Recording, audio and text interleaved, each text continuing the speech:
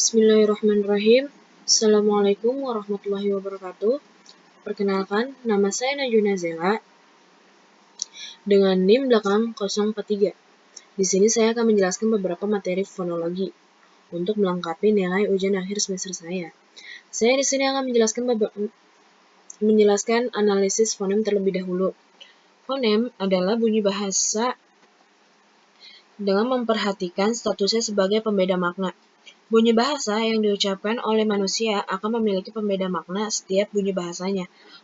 Maka, fonem-fonem yang ada di KBBI, pembicara fonem vokal dan konsonan, di dalam tabel ini terdapat pasangan minimal yang pembeda makna. Yaitu contohnya seperti yang ada di dalam tabel, sedikit berbeda bunyinya dan maknanya juga berbeda. Di sini terdapat contoh fonem N dan M. Pasangan minimalnya makam dan makan. Makan yang memaknai proses memasukkan makanan ke dalam mulut. Makam yang memaknai tempat jenazah yang akan dikubur. Di sini juga terdapat fonem S dan P. Santai dan pantai. Santai memaknai bebas dari ketegangan. Pantai memaknai perbatasan daratan dan laut. Fonem A dan I terdapat fonem vokal. Pasangan minimalnya akan dan ikan. Akan yang memaknai kata yang perangkai menghubungkan verba dan sebagainya dengan perlengkapan yang berarti. Ikan, hewan yang bernafas dengan insangnya, vertebrata yang hidup di dalam air. Fonem D dan P, pasar dan dasar. Pasar yang memaknai kegiatan untuk berbelanja kebutuhan pokok sehari-hari. Dasar, pangkal suatu pendapat. Fonem E dan A, pasangan minimalnya enak dan anak. Enak yang memaknai nikmat atau menyenangkan suasana yang nyaman. Anak, generasi keturunan yang pertama dari rahim sang ibu. Yang kedua, saya akan menjelaskan tabel API. Ada dua istilah yang merujuk pada bunyi bahasa, speech sound atau font. Speech sound atau font dan font. Bunyi bahasa yang dihasilkan oleh alat ucap atau krida laksana. Alat ucap adalah alat-alat yang tubuh manusia yang berfungsi dalam pengujaran bunyi bahasa. Tabel API ini yang penghimpun semua bunyi bahasa yang diteliti oleh peneliti fonetik. Ada kolom yang sejajar itu adalah penjelasan mengenai alat ucap yang terlibat dalam bunyi bahasa. Misalnya seperti bilabial, bi adalah dua, labial adalah bibir. Jadi dua bibir. Ini adalah bunyi bahasa yang menghasilkan dua bibir, contohnya seperti plosif yang artinya meletup, peh dan deh. Peh yang berada di bilabial, tetapi deh yang berada di alveolar.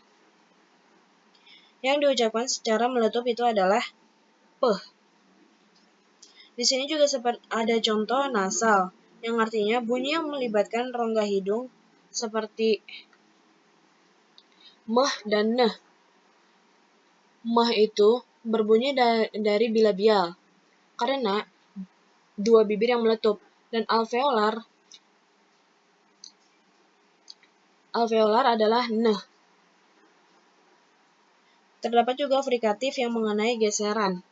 Contohnya seperti seh yang terdapat ada di alveolar.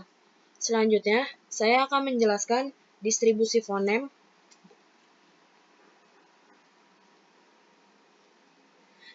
Yang dimaksud dengan distribusi fonem adalah letak beradanya sebuah fonem di dalam satu satuan ujaran yang kita sebut sebuah kata atau morfem. Secara umum, fonem dapat berada pada posisi awal kata, di tengah kata, maupun di akhir kata.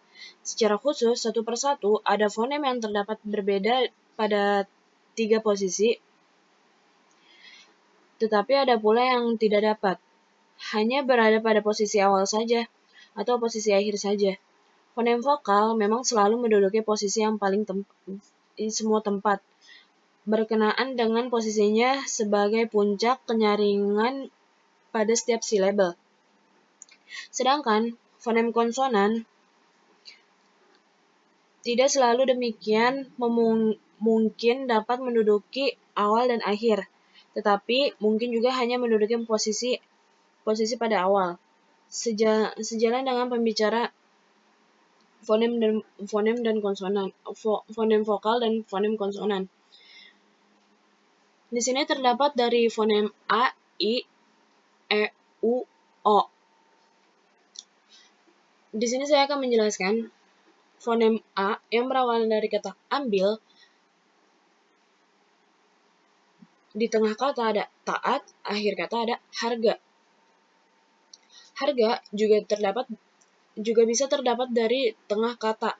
Fonem I berawal dari kata indah, kata tengahnya amin, kata akhir tani.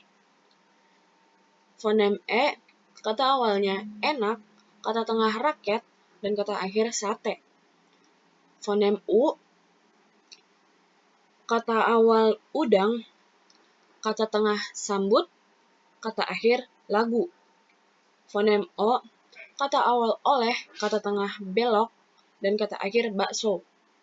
Saya di sini akan menyebutkan fonem konsonan.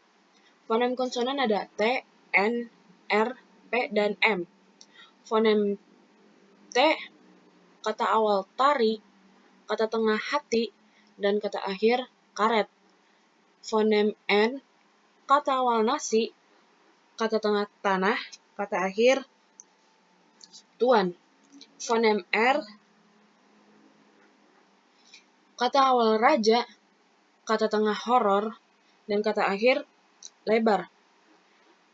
Kata tengah horor tersebut juga bisa terdapat pada kata akhir. Kata fonem P, kata awal yang dikatakan fonem P adalah pikat, kata tengah lipat, kata akhirnya tutup. Fonem M, kata awal makan, kata tengah aman, dan kata akhir dalam. Selanjutnya, saya di sini akan menjelaskan kluster.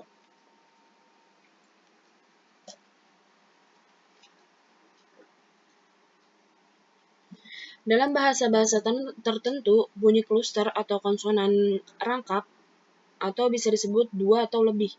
Ini merupakan bagian dari struktur fonetis atau fonotaktik yang disadari oleh penuturnya. Oleh karena itu, pengucapannya pun harus sesuai dengan struktur fonetik tersebut. Kalau salah pengucapan akan dampak pada pembeda makna. Kalau klusternya terdiri dari 3 konsonan, yang kemungkinan seperti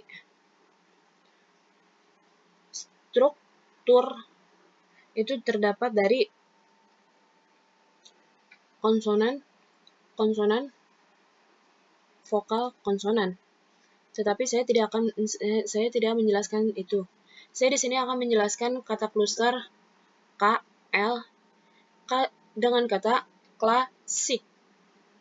Struktur silabelnya konsonan, vokal. Struktur fonotaktiknya onset, nuklus. Kluster GL, kluster katanya global. Struktur silabel konsonan, vokal. Struktur fonotaktik onset, nuklus.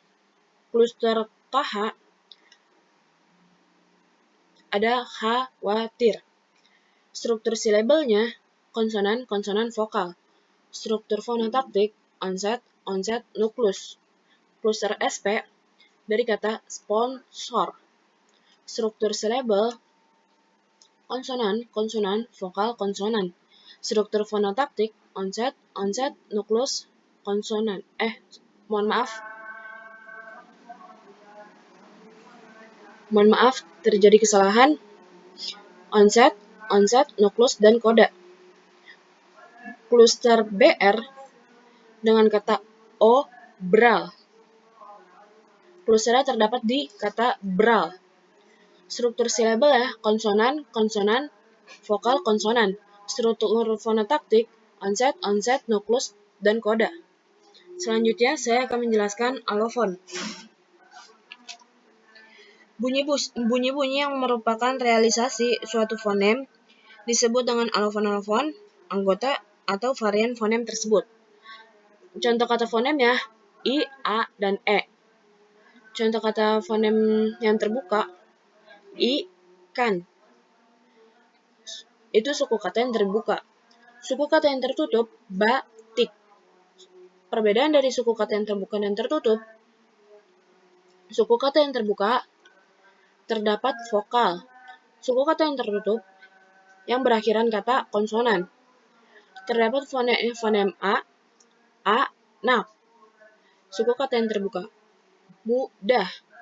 Mudah adalah suku kata yang tertutup. Fonem kata E, suku kata yang terbuka adalah enak. Dan suku kata yang tertutup adalah enak. Baik, itu saja yang dapat saya sampaikan. Kurang lebihnya mohon maaf. Terima kasih kepada semua yang sudah menonton dalam penjelasan saya ini. Kurang lebihnya mohon maaf dalam penjelasan saya ini. Wassalamualaikum warahmatullahi wabarakatuh.